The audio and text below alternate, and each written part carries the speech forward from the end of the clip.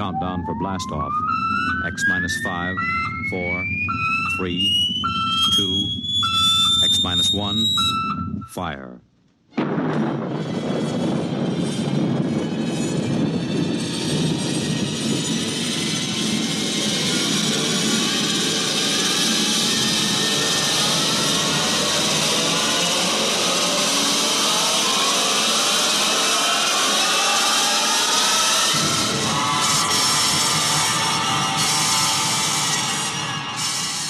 From the far horizons of the unknown come tales of new dimensions in time and space. These are stories of the future, adventures in which you'll live in a million, could be years, on 1,000 maybe worlds. The National Broadcasting Company, in cooperation with Galaxy Science Fiction Magazine, presents X minus 1.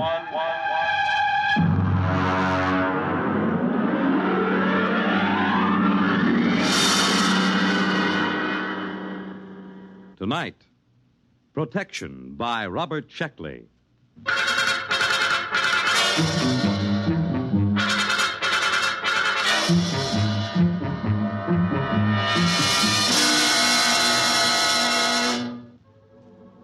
There will be an airplane crash in Burma next week, but it shouldn't affect me here in New York.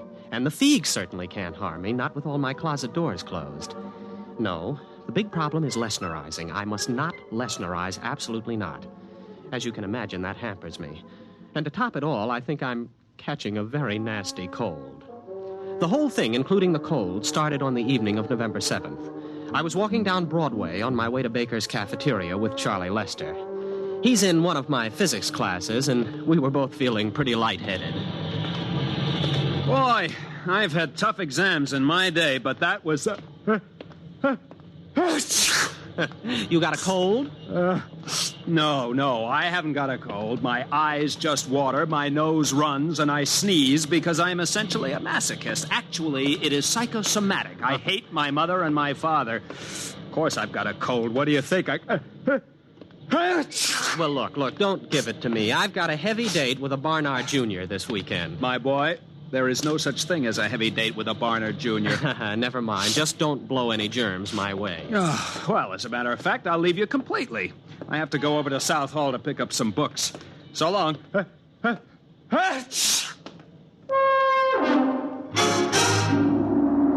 At the moment Charlie left me, I had in my pocket 5 coins, 3 keys, and a book of matches. Just to complete the picture, let me add that the wind was coming from the northwest at 5 miles per hour. Venus was in the ascendancy, and the moon decidedly gibbous. You can draw your own conclusions from this. I reached the corner of 114th Street and began to cross. The truck! Watch out for the truck! Watch out! Huh? What truck? Who? What? Well, there's no truck on the street. What? Oh, well, thanks, friend. If you hadn't warned me, I'd... Hey, where are you? Who said that to me? Where are you? Can you still hear me? Well, sure I can. Where are you? There isn't anybody here. Where are you? Gronish. Is that the referent? Refraction index. Creature of insubstantiality. The shadow knows. Did I pick the right one? What, you're invisible? That's it. I knew the concept was somewhere in you. Well, what are you? A Valadusian Dirg. A what? I am... would you mind opening your larynx a little wider, please? You see, I am using your sub-vocalizations to communicate. Now, breathe deeply. That's it. That's it. That's better. Well, let's see now. I am the spirit of Christmas past, a creature from the Black Lagoon, the bride of Frankenstein. Now, hold on. What are you trying to tell me, that you're a ghost or a creature from another planet? Same thing, obviously. Oh, well, that makes it all perfectly clear. Any fool can see that a disembodied voice must belong to someone from another planet. Exactly. I'm invisible on Earth, but my superior senses spotted approaching danger and warned you of it. Well, thanks. Thanks anyway about that. Well, what are you? One of those strange voices that warns Aunt Minnie to stay out of the elevator? Which then crashes to the basement? Something like that. Well, goodbye. What's the matter? Well, not a thing, except that I seem to be standing in the middle of 114th Street talking to an invisible alien from the farthest reaches of outer space. I suppose only I can hear you. Well, naturally. Oh, great. Well, you know where this sort of thing will land me. The concept you are sub-vocalizing is not entirely clear.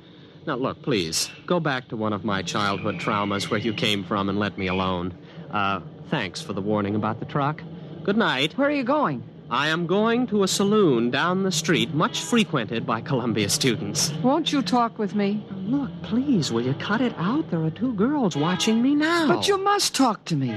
The real subvocal contact is very rare and astonishingly difficult. Sometimes I can get across a warning just before a dangerous moment, but then the connection fades. Well, you mean that is the explanation of premonitions of danger? That's right. Conditions might not be right for this kind of contact for another 100 years. Oh, look, this is very interesting stuff for Professor Ryan at North Carolina, not for the physics department at Columbia. I have heard statistics about the overcrowding of mental hospitals, and I am not interested in contributing to that condition. Besides, there's a cop looking at me. I appreciate your social situation, but this contact with me is in your own best interest. I want to protect you from the myriad dangers of human existence. Get lost. Well, I can't force you. I'll just have to offer my services elsewhere. Goodbye, friend. Goodbye. Oh, just one last thing. Stay off subways tomorrow between noon and 1:15 p.m. Why? Someone will be killed at Columbus Circle, pushed in front of a train by shopping crowds. You, if you're there. Goodbye. No, what? Someone will be killed there tomorrow? Are you sure? Of course. It'll be in the newspapers? I should imagine so. And you know all sorts of stuff like that? I can perceive all the dangers that radiate toward you and extend into time. My one desire was to protect you from them. Oh. Well, look, will you wait till tomorrow evening? Those 2 girls are giggling now. You will let me be your protector? I'll tell you tomorrow after I read the late papers. The item was there, all right. I read it in my furnished room at 113th Street. Man pushed by the crowd, lost his balance, fell in front of an oncoming train. Well, this gave me a lot to think about while I waited for my invisible protector to show up. By the time he contacted me, I didn't know that I liked the whole idea. Don't you trust me? I just want to lead a normal life. If you lead any life at all. That truck last night? That was a freak. A once-in-a-lifetime hazard. It only takes once in a lifetime to die. There was the subway, too. No, well, that doesn't count. I hadn't planned on riding it today. But you had no reason not to ride it. That's the important thing. Just as you have no reason not to take a shower in the next hour. Why shouldn't I? A Miss Flynn who lives down the hall is now taking her shower and will leave a melting bar of pink soap on the pink tile of the bathroom floor. You would have slipped on it and suffered a sprained wrist. Not fatal, huh? No. Hardly in the same class with, let us say, a heavy flower pot pushed from a rooftop by a certain unstable old gentleman. Well, when is that going to happen? I thought you weren't interested. I am very interested. When? Where? Will you let me continue to protect you? Well, now, just tell me one thing. What's in this for you? Satisfaction. For a Valadusian Derg, the greatest thrill possible is to help another creature evade danger. But isn't there something else you want out of this? Some trifle like my soul or rulership of the earth? Nothing. To accept payment for protection would ruin the emotional experience. All I want out of life, all any Derg wants, is to protect someone from the dangers he cannot see, but which we can see all too well. We don't even expect gratitude. What about the flower pot? It'll be dropped at the corner of 10th Street and McAdams Boulevard at 10:30 tomorrow morning. 10th and McAdams. Where's that? In Jersey City. Well, now, I've never been to Jersey City in my life. Why warn me about that? I don't know where you will or won't go. I merely perceive dangers to you wherever they may occur. What should I do now? Anything you wish. Just lead your normal life.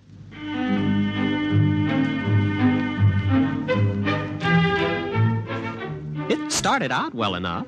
I attended classes at Columbia, did homework, saw movies, went on dates, played table tennis and chess, all as before.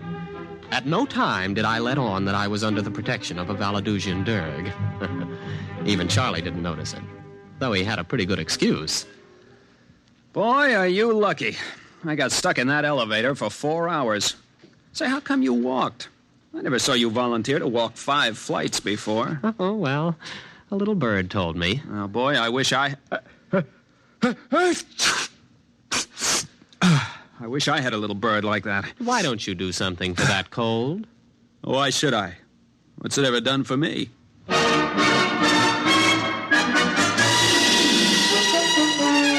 Not even the Derg had warned me about Charlie's bad jokes in time. But he did his best. And once or twice a day, he'd come around and report.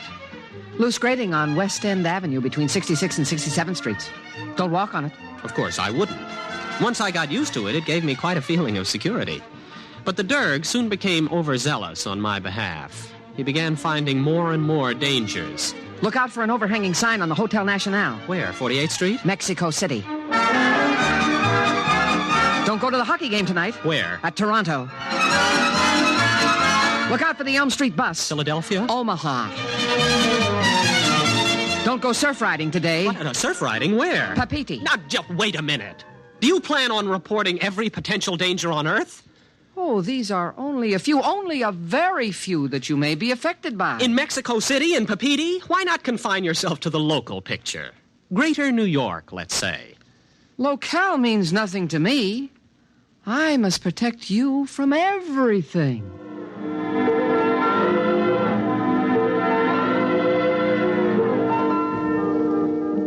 Well, it was rather touching in a way, and there was nothing I could do about it. I simply had to discard from his reports the various dangers in places like Hoboken, Thailand, Kansas City, Angkor-Wat, Sarasota, and Paris. I concentrated pretty much on Manhattan. He did save me from a pretty nasty holdup on Cathedral Parkway and a 4-alarm fire. But he kept stepping up the pace. Tainted food in Baker's Cafeteria. Don't eat there tonight. Amsterdam Bus 312 has bad brakes. Don't ride it. Mellon's Tailor Shop has a leaking gas line. Explosion due. Have your clothes dry cleaned elsewhere. Rabid mongrel on prowl between Riverside Drive and Central Park West. Take a taxi. Soon, I was spending most of my time not doing things and avoiding places. Danger seemed to be lurking behind every lamppost waiting for me. I rather suspected the Derg of padding his report. All my reports are perfectly genuine. If you don't believe me, try turning on your lights in the psychology class tomorrow. Why? Defective wiring. Look, I don't doubt your warnings. I just don't think life was this dangerous before you came along. Well, of course it wasn't. Surely you know that if you accept protection, you must accept the drawbacks of protection as well. Drawbacks like what? Protection begets the need of further protection. That is a universal constant. Before you met me, you were like everyone else, and you ran into such risks as the situation offered. But with my coming, your immediate environment has changed, and your position in it has changed, too. Why? Because it has me in it. It is well known that the avoidance of one danger opens the path to others. Are you trying to tell me that my risks have increased because of your help? It was unavoidable. Why, you miserable extraterrestrial con man. Now look. All right. Thanks for everything. I'll see you on Mars or wherever you hang out. You don't want any further protection? You guessed it. Don't slam the door on your way out. But what's wrong? Your risks have increased, but my capacity for detection is more than ample to cope with it. I'm happy to cope with it. So it still represents a net gain in protection for you. Yeah, I know what happens next. My risks just keep on increasing, don't they? Not at all. As far as accidents are concerned, you have reached the quantitative limit. What does that mean? It means that there will be no further increase in the number of accidents you must avoid. Look, if you leave me alone, my original environment will return, won't it? And with it, my original risks? Eventually. If you survive. Fine, I'll take that chance. You cannot afford to send me away tomorrow. No, don't tell me. I'll avoid the accidents on my own. I wasn't thinking of accidents. What then? I hardly know how to tell you. A gamper is after you. Oh, again. A what? Now, what kind of a gag is this? A gamper is a creature from my environment. I suppose he was attracted by your increased potentiality for avoiding risk due to my protection. Now, look, you can take your gamper. If he comes, try driving him off with mistletoe. Iron is often effective if bonded to copper. Will you get also. out of here? Are you sure? Beat it. Blow. Scram. Get out. Go on. All right. All right. Goodbye. Goodbye. Are you gone? Are you really gone? Good riddance. What's that? Dirk, is that you? Hey, your motor's running. Dirk? What is it? What is that? What is that? Oh, it's the Gamper. Dirk, get me out of this. Dirk! Dirk, get me out! Dirk, come back! Dirk! Did you call? Oh, the Gamper. Mistletoe. Wave it at the Gamper. Where in blazes am I going to get mistletoe? Iron copper, then. Copper. Oh, I've got a paperweight on my desk. The chair leg is iron. Touch it with the copper. Quick!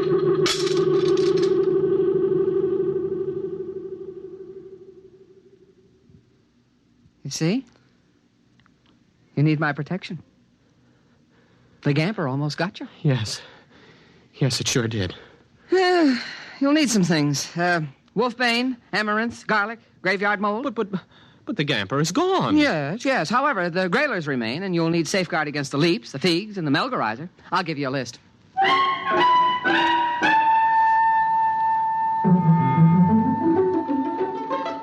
He gave me a list, and I went shopping. I ran into Charlie at the supermarket. Hey, Bob! Where you been? Wolfbane, amaranth, garlic. They must have garlic. Well, sure, they got garlic over here. Oh. Well, I guess you know what I came in for. Tissues. What else? Yeah, well, now let me see. Graveyard mold. You think they'd have it here? Hey, boy, what's the matter with you? You look white as a ghost. I'm white as a Gamper, or a grailer, or a leap, or a fig. Well, what is that, jive talk? Please, Charlie, don't bother me. I'm busy. All right. Who has the nearest graveyard that would be moldy this time of year?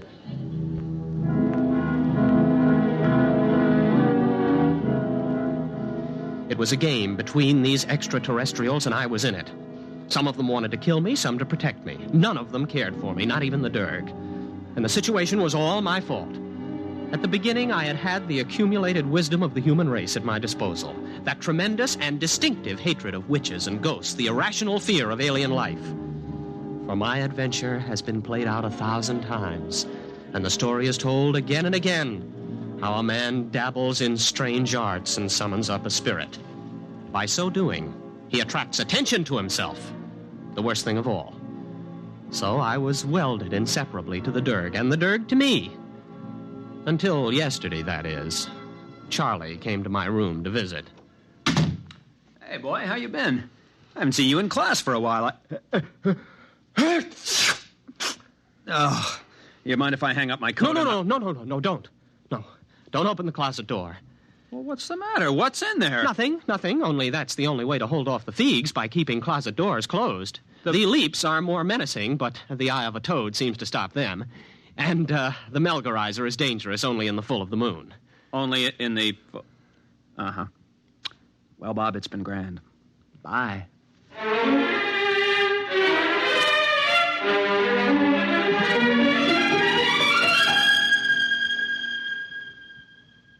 You are in danger. What? Who? What again? What is it this time? It is the Thrang who pursues us. Us? Yes, myself as well as you. For even a Dirg must run from risk and danger. Well, is this Thrang particularly dangerous? Very. Well, what do I do? Snakeskin over the door? A pentagon? Burn incense? Anything? None of these. The Thrang must be dealt with negatively by the avoidance of certain actions. All right. What shouldn't I do? You must not Lesnerize. I must... Lesnerize? What's that? Well, surely you know it's a simple, everyday human action. Well, I probably know it under a different name. Explain. Very well. To Lesnerize is to... What? It is here. The Thrang. The Thrang is here. Dirk, where are you? What should I do? This has me. What should I do? It has me. I'm going. The Thrang. Don't Lesnerize. Don't Lesnerize. Don't.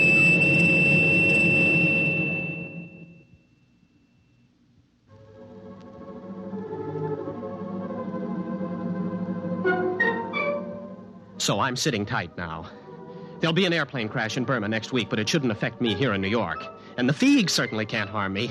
No, not with all my closet doors closed. No, the problem is Lesnerizing.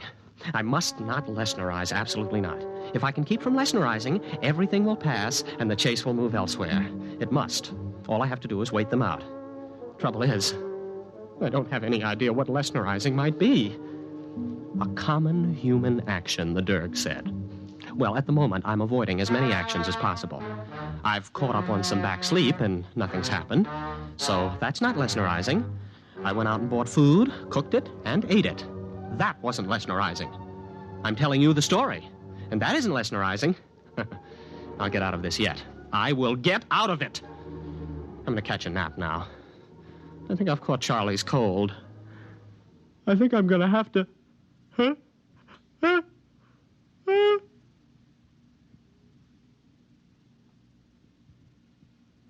You have been listening to Protection by Robert Sheckley on X-1.